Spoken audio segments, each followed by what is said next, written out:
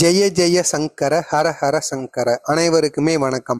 நினைத்த காரியம் நடப்பதற்கு நீங்கள் கல்லு உப்புடன் இந்த ஒரு பொருளை நீங்கள் சேர்த்து உங்களது பூஜை அறையில் வைப்பதனால் உங்களுக்கு ஏகப்பட்ட நன்மைகளும் நீங்கள் நினைத்த காரியம் முக்கியமாக நடக்குமாங்க. அதாவது கல்லு உப்பை நீங்கள் எடுத்துக்கொண்டாலே அதில் மகாலட்சுமி தாய்க்குரிய கல்லு உப்பு தான். அது மகாலட்சுமி தாய்க்குரிய பொருள் என்றும் கல்லு உப்பை அழைப்பார்கள். அது மட்டுமல்லாமல் நோய் கிருமிகளை போக்குவதற்கும் இந்த கல்லு உப்பானது பயன்பட்டு கொண்டுதான் வந்து கொண்டிருக்கிறது.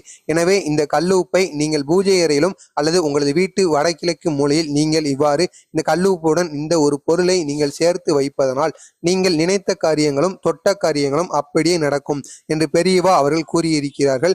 அது மட்டுமல்லாமல் நீங்கள் மட்டும் இதை கேட்டு பயன்பெறாமல் உங்களுக்கு தெரிந்த ஒரு 4 பேருக்கு ஷேர் செய்து அவர்களையும் இதை செய்து வர சொல்லுங்கள். ஏதோ உங்களால் முடிந்த ஒரு சிறிய உதவியாக அவர்களுக்கு இருக்கட்டும். பெரியவா பற்றி அனைத்து செய்திகளும் அவரை பற்றி அனைத்து மகிமைகளும் தெரிந்து கொள்ள மறக்காம நம்ம சேனலை சப்ஸ்கிரைப் பண்ணி வைத்துக் கொள்ளுங்கள். அதாவது முதலில் நீங்கள் குளித்துக் கொள்ள வேண்டுங்க.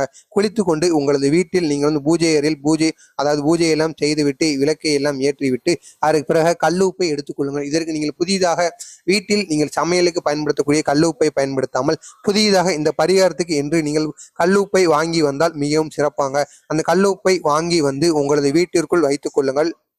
உங்களது வீட்டில் மண்பானையானது இருந்தால் மிகவும் நல்லதாங்க.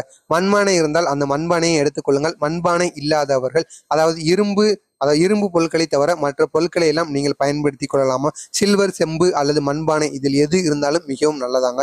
மண்பானை இருந்தால் அதற்கு ஏற்ற மாதிரி நீங்கள் கல் உப்பை முதலில் அதில் போட்டுக் கொள்ளுங்கள். அதன் கூட சிறிதளவு பச்சரிசியும் நீங்கள் சேர்த்து கொண்டால் மிகவும் நல்லது. அதாவது நீங்கள் வீட்டிற்கு பயன்படுத்தக்கூடிய நல்லரிசியை இதில் சேர்த்தால் ஒரு பயனுமே கிடையாதாங்க. இதனுடன் பச்சரிசியை நீங்கள் சிறிதளவு சேர்த்து கொள்ளுங்கள். அதனுடன் ஒரு துண்டோ அல்லது அரை துண்டோ அதனுடன் பச்சை கற்பூரம் இருக்கும் அல்லவா, அந்த பச்சை கற்பூரத்தையும் நீங்கள் சேர்த்து கொண்டால் தீய சக்திகள் எதுவும் உங்களது வீட்டிற்குள் வராமல் இருக்குமாங்க. அதையும் சேர்த்து கொண்டு அதனுடன் முக்கியமாக நீங்க சேர்க்க வேண்டிய இன்னொரு பொருள் என்னவென்றால் இதனுடன் நீங்கள் ஒரு எலுமிச்சம் பழம் இருக்கும் அல்லவா, இந்த எலுமிச்சம் பழத்தையும் இதனுடன் சேர்த்து நீங்கள் இந்த கல்லுப்பு கூட அதாவது மண்பானையில் இருந்தால் அந்த மண்பானைக்குள்ளேயும் அந்த ஒரு எலுமிச்சம் பழத்தை வைத்து விட்டு அதற்கு மேலேயும் நீங்கள் சிறிதளவு அந்த எலுமிச்சம் பழம் தெரியாத மாதிரி நீங்கள் கல்லுப்பை போட்டுக்கொள்ள வேண்டும். எலுமிச்சம் பழத்தை வைப்பதற்கு முன்பாக நீங்கள் உங்களது வீட்டு பூஜை அறையில் உங்களது புகைப்படங்கள் அதாவது சாமி புகைப்படங்கள் இருக்கும் அல்லவா, அதன் முன்பு அமர்ந்து விட்டு உங்களது வலது உள்ளங்கையில் அந்த எலுமிச்சம் பழத்தை வைத்து உங்களுக்கு என்ன காரியம் ஆக வேண்டுமோ அதை உங்கள் முழு மனதாரவும் உங்கள் குலதெய்வத்தையும் இஷ்ட தெய்வத்தையும் நன்றாக வணங்கி கொண்டு அதற்கு பிறகு இந்த எலுமிச்சம் பழத்தை நீங்கள் அந்த மண்பானைக்குள் வைத்துவிட்டு அதற்கு மேலேயும் நீங்கள் இந்த அதாவது கல்லுப்பை போட்டு நிறைத்துக் கொள்ள வேண்டுமா. இதை செய்துவிட்டு இதற்கு மேலாக நீங்கள் ஒரு துணியை வைத்து அதை மூடிக்கொள்ள வேண்டுமாங்க. மஞ்சள் துணி அல்லது வெள்ளை துணி இதற்கு நீங்கள் பயன்படுத்தி கொண்டால் மிகவும் நல்லது. அதில் கட்டக்கூடிய நூலும் வெள்ளை அல்லது மஞ்சளாகத்தான் இருக்க வேண்டும். இதை நீங்கள் செய்து உங்களது வீட்டு வடகிழக்கு மூலையில் அல்லது கிழக்கு திசையில் நீங்கள் இதை வைப்பது மிகவும் நல்லதாங்க. அல்லது உங்கள் பூஜை அறையில் கூட இதை நீங்கள் வைக்கலாமாம். தொடர்ந்து இதை வைத்து விடுங்கள். இதை வைத்து ஒரு 11 அல்லது 21 நாட்களுக்கு பிறகாக இதை எடுத்து அதாவது இதை நீங்கள் தொடர்ந்து பார்க்கக்கூடாது. அப்படியே இதை எடுத்து நீர்நிலைகளில் கரைத்து விட வேண்டும். அப்படி கரைத்து விடுவதால் உங்களுக்கு இருக்கக்கூடிய அனைத்து விதமான பிரச்சனையும் தீர்ந்து விடுமாங்க. அது மட்டும் இல்லாமல் நீங்கள் நினைத்த காரியமும் நடந்து விடுமாம். அப்படி நீர்நிலைகள் உங்களது வீட்டிற்கு அருகில் இல்லை என்றால் ஆள் நடமாட்டம் இல்லாத இடங்கள் எங்காவது உங்களது வீட்டை சுற்றி இருக்கும் அல்லவா, அங்கு சென்றும் நீங்கள் இதை தூக்கி போட்டு விடலாமாங்க.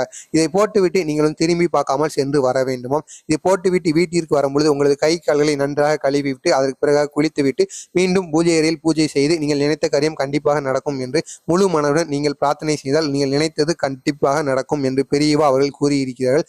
மறக்காமல் இந்த ஒரு எளிய பரிகாரத்தை நீங்களும் செய்து வாருங்கள். உங்களுக்கு நினைத்த காரியங்கள் அப்படியே நடக்கும். உங்களுக்கு இதே போன்ற பெரியவா பற்றி அனைத்து செய்திகளும் மறக்காம நம்ம சேனலை சப்ஸ்கிரைப் பண்ணிக்கோங்க. ஜெய ஜெய சங்கர்.